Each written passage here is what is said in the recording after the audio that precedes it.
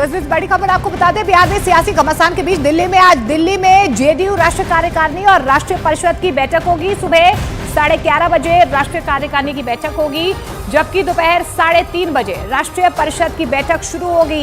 इससे पहले गुरुवार को जेडीयू पदाधिकारियों की बैठक हुई थी।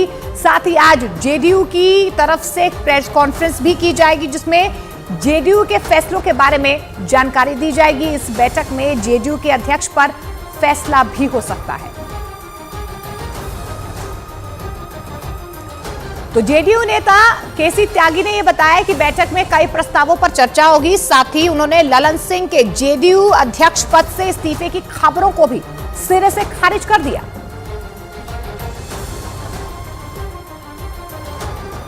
कार्यकारिणी की बैठक होगी, 3:30 बजे राष्ट्रीय परिषद होगी। उसमें जो प्रस्ताव आएंगे उस पर चर्चा होगी।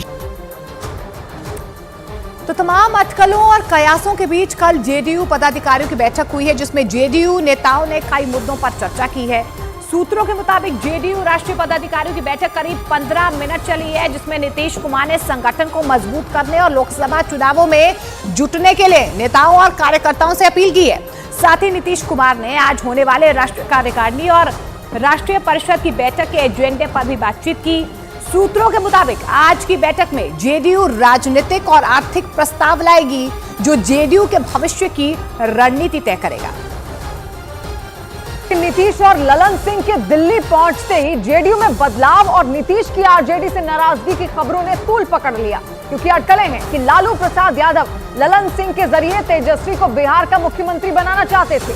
इसकी भनक लगते ही नीतीश सक्रिय हो गए। राष्ट्रीय कार्यकारिणी की बैठक से पहले ही उन्होंने जेडीयू पदाधिकारियों की बैठक बुलाई और इस बैठक में शामिल होने के लिए ललन सिंह और नीतीश कुमार दोनों साथ साथ पार्टी दफ्तर पहुंचे। नीतीश कुमार और ललन सिंह पार्टी मुख्यालय में प्रवेश करते हुए पार्टी पदाधिकारियों की बैठक है और इस बैठक में एजेंडा तय किया जाएगा। दोनों नेता बारी बारी से एक ही गाड़ी से निकले। नीतीश कुमार आगे की सीट से उतरे और ललन सिंह पीछे की सीट से उतरे। नीतीश के स्वागत के लिए पार्टी के कार्यकर्ताओं की भीड़ मौजूद थी। इन लोगों के सिर पर पार्टी की टोपी थी। भीड़ के बीच से नीतीश अंदर गए और उनके पीछे ललन सिंह भी चले गए। पार्टी पदाधिकारियों की बैठक से पहले ललन सिंह ने जेडीयू में उठापटक की खबरों से जुड़े सवालों का जवाब दिया। जेडीयू दफ्तर पहुंचने से पहले ललन सिंह नीतीश कुमार से मिलने पहुंचे और ललन सिंह की गाड़ी सीधा नीतीश के घर के अंदर चली गई। अंदर जाते समय ललन सिंह ने मीडिया से बात नहीं की और उनकी गाड़ी का शीशा नीचे नहीं उतरा। वो सीधा अंदर गए, गाड़ी से उतरे और नीतीश से मिलने चले गए। नीतीश से मुलाकात से पहले भले ही ललन सिंह ने मीडिया से बात नहीं की, लेकिन दिल्ली पहुंचने के बाद उन्होंने जेडीयू में उठापटक की खबरों से जुड़े सवालों का जवाब दिया। हालांकि इस दौरान उनके चेहरे में झुंझुलाहट नजर आई। वो मीडिया से नाराज दिखे। आ गए, दिल्ली पहुंच चुके हैं। दिल्ली पहुंचे हैं ना, अभी एयरपोर्ट पर पहुंचे हैं ना, तो मीटिंग नहीं होगी मेरी। ललन सिंह गुस्से में तो दिखे ही और इसी गुस्से में उन्होंने पार्टी में खींचतान की खबर पर फुल स्टॉप लगाया। नीतीश कुमार जी इस पार्टी के सर्वमान्य नेता हैं और जनता दल यूनाइटेड एक है, एक रहेगा। आप चाहे जितना प्रयास कर लें, आप जितना प्रयास कर लें, आपको कुछ नहीं मिलने वाला है। इन सवालों का जवाब देने के बाद ही ललन सिंह नीतीश से मिले और फिर उनके साथ ही पार्टी दफ्तर पहुंचे। इधर आपको बता दें कि जेडीयू की बैठक पर बिहार के बीजेपी अध्यक्ष सम्राट चौधरी ने निशाना साधा है। सम्राट चौधरी ने कहा कि इस बैठक का कोई मतलब नहीं है। भारतीय जनता पार्टी का कोई इंटरेस्ट नहीं है कि जनता दल यूनाइटेड में क्या हो रहा है। भारतीय जनता पार्टी का स्पष्ट है, 2024 और 25 में भाजपा की सरकार बना। अकेले तेज होली की एनडीए में जाने वाले नीतीश कुमार, ऐसा कोई मामला नहीं है और भारतीय जनता पार्टी के नेतृत्व ने स्पष्ट तौर पर कहा है कि हमारा कोई गठबंधन जनता दल यूनाइटेड से नहीं होगा। तो कल जेडीयू पदाधिकारी की बैठक हुई, लेकिन आज जेडीयू की होने वाली राष्ट्रीय कार्यकारिणी और राष्ट्रीय परिषद की बैठक पर सबकी नजरें बनी हुई हैं। आज की बैठक में कई अहम फैसलों के साथ अध्यक्ष पद को लेकर चल रही अफवाहों को भी विराम मिल सकता है। दरअसल आपको बता दें कि ऐसे कयास लगाए जा रहे हैं कि ललन सिंह को अध्यक्ष पद से नीतीश कुमार हटा सकते हैं।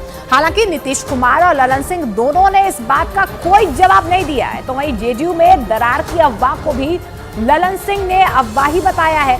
इधर नीतीश कुमार ने इस बैठक को नॉर्मल बताते हुए वो वहां से निकल गए। पटना से भी उन्होंने यही जवाब दिया था। जिस तरह से पटना से दिल्ली तक अफवाहों का बाजार गर्म है, उससे सवाल खड़े हो रहे हैं कि क्या ललन सिंह की जेडीयू अध्यक्ष पद से विदाई हो जाएगी? क्या ललन सिंह के जाने से जेडीयू में टूट आ जाएगी? हालांकि आपको यह भी बता दें कि बीजेपी का कहना है कि नीतीश कुमार किसी के नहीं हो सकते हैं। ये कोई नई बात नहीं होगी। उन्होंने जॉर्ज को भी हटाया है, उन्होंने शरद जी को भी हटाया है, वो आरसीपी को भी हटाए, तो ललन सिंह क्या है? ये कौन कहते? सारे दरवाजे बंद हैं। भारतीय जनता पार्टी कोई विधानसभा का कैंटीन है कि जाइए खा पी करके फिर इस फ्लोर से नहीं इस फ्लोर में चले जाइए।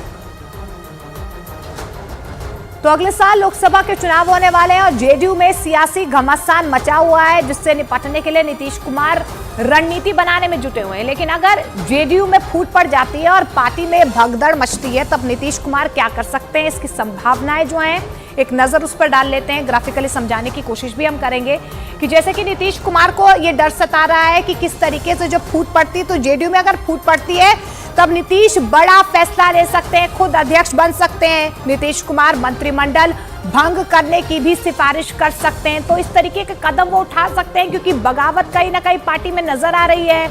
इसके अलावा बिहार में राष्ट्रपति शासन लगाने की सिफारिश भी वो कर रहे हैं। ये सब कुछ 29 दिसंबर को, यानी कि आज जो जेडीयू राष्ट्रीय कार्यकारिणी की बैठक होगी, उसमें ये बड़े फैसले लिए जा सकते हैं। वहीं दूसरी ओर भारतीय जनता पार्टी बिहार की सियासी हालात पर नजर बनाए हुए।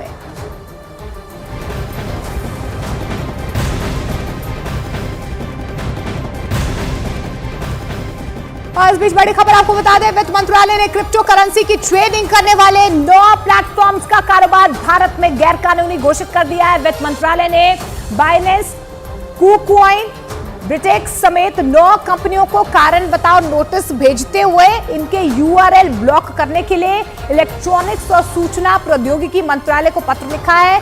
इन सभी कंपनियों पर prevention of money laundering act के प्रावधानों को दरकिनार कर अवैध रूप से काम करने का आरोप लगा है।